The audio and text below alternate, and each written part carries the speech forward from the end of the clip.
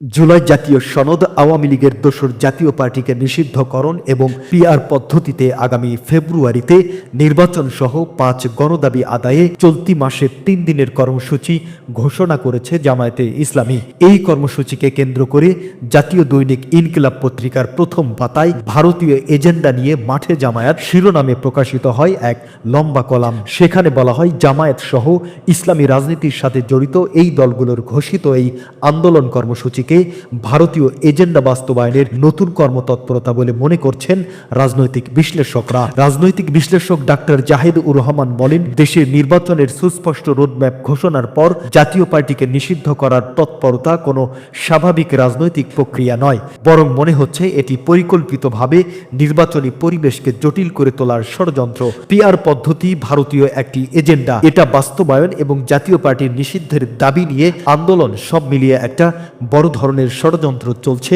নির্বাচন বানচালের জন্য। এই বিষয়ে ফ্যাসিবাদ বিরোধী সবাইকে অবশ্যই ঐক্যবদ্ধ হতে হবে, তা না হলে রাজনীতিতে বড় ধরনের দুর্যোগ নেমে আসতে পারে।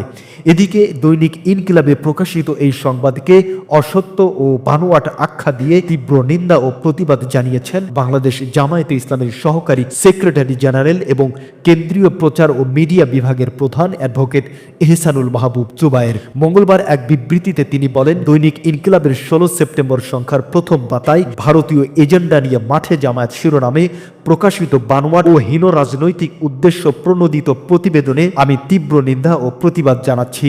মূলত ডাক্তার জাহিদুর রহমান জনগণকে বিভ্রান্ত করার হীন উদ্দেশ্যেই পানি ঘোলা করে ভারতীয় এজেন্ডা বাস্তবায়নের ষড়যন্ত্রে লিপ্ত হয়েছেন এবং পিআর পদ্ধতির বিরোধিতা করছেন।